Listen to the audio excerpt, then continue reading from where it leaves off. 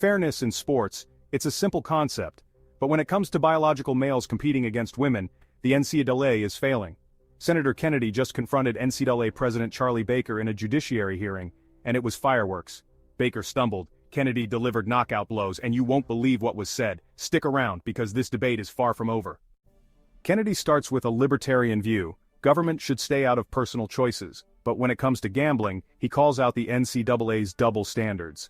The House always wins, just like the NCAA profits off athletes while avoiding tough decisions. Thank you. Thank you, Mr. Chairman. About 90% of my personal philosophy is don't hurt someone unless they're trying to hurt you. Don't take other people's stuff and leave me alone. So I'm pretty libertarian when it comes to gambling. Within reason, if someone wants to gamble, they can. But I do want to ask you this, Mr. Rebuck. Can you name me one form of legalized gambling where the House doesn't have a decided advantage?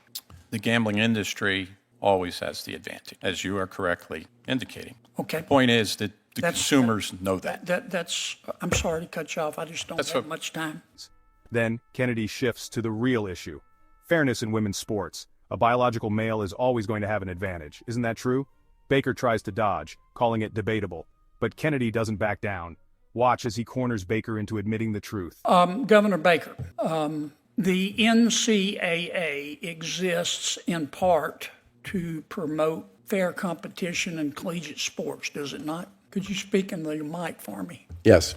A transgender woman is a biological male. Is that correct? Yes. And a biological male is always going to have a physical and a physiological advantage competing in a collegiate sport against a biological female. Isn't that true? There's not a lot of research on it, but it's certainly debatable. You think it's debatable? I think it's debatable. You don't think? Think that a biological male has an advantage every time competing against a biological female? Is that your testimony? No, I think defined the way you defined it, yes, I would agree with you. So you agree with me? Yes. So why does the NCAA, why do your job is to promote fairness in collegiate sports. Why do you support allowing transgender women who are biological males to compete against non-transgender biological females? Over the course of the past 2 years, 5 federal court cases involving this question. Let me finish. 5 federal judges have all sided with participation as the standard. This is a very... So you're saying you don't have a choice? I'm saying that under the current dynamic, there is not clarity on this issue legally. Well, why don't you exhibit leadership and demonstrate leadership and provide clarity? If you agree with me, first of all, that the purpose of the NCAA is to promote fair competition, and if you agree with me that in every single instance, a biological male is going to have an unfair advantage over a biological female, then why don't you just say, look, in America you can be whomever you want to be. But in terms of fair competition in a collegiate sport, transgender women who are biological males are not going to be allowed to compete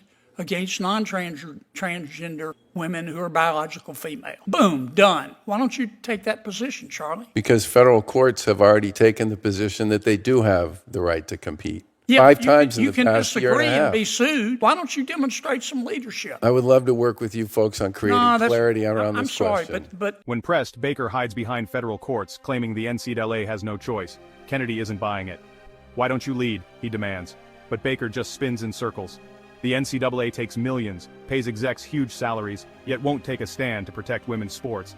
Go to Amazon and buy a spine online. Oof, that's a burn you won't forget. Look, I'm sure the NCAA is a good organization. I just can't figure out what you folks are good for. I know you take in bucket loads of money and you share some of it. You make that money off the backs of these kids. Your predecessor, who was a good man, took home $2.8 million a year in salary. I'm not going to ask you what you make, but I bet you didn't take a pay cut. You take in bucket loads of money, We got problems in collegiate sports with the transfer portal and the NIL and now gambling and biological males, you allowing biological males to compete against biological females. And you folks at the NCAA don't do anything except sit there, watch, cash your checks, and suck on your teeth. I would argue that we've made a lot of progress on a bunch of those Why don't issues. you take a position on transgender biological males competing against females? You just told me it wasn't fair. From NIL chaos to the transfer portal, the NCAA is a mess. But allowing biological males in women's sports? That's the last straw. Kennedy nails it. What are you good for? Baker has no answer. Meanwhile, female athletes are paying the price. This isn't just about sports, it's about futures. If you believe in fairness, smash that like button and let's get this video trending. There's a federal standard on this is one that we would work with you on if you wish to work on it. Why don't you do it on your own? Because we're a national what you're governing there body for, and we sir. follow federal law. That's what you're there for. Why don't you stand up and say in front of God and country, federal law is wrong, and the NCAA believes in fair competition. We also believe in equality. If you want to, in America, you can be whatever you want to be. You can be whomever you want to be. But our job is to promote fairness in sports. Our job Biological males are not going to be allowed to compete against biological females. Why don't you go to Amazon and buy a spine online and take a stand? Thank you, Senator Kennedy. Next is Senator from Vermont. Kennedy's challenge is clear. The NCAA must defend women's sports or admit they don't care. Period. But, we can't wait for them. Share this video, tag the NCAA, and demand change. And if you're new here, subscribe to Capital Conservatives. We're just getting started. The NCAA had a chance to stand for fairness, and they failed. But this fight isn't over. Stay tuned because Capital Conservatives will keep bringing you the truth. Drop a comment below. Should transgender athletes compete in women's sports? Let's get this debate going. See you in the next video.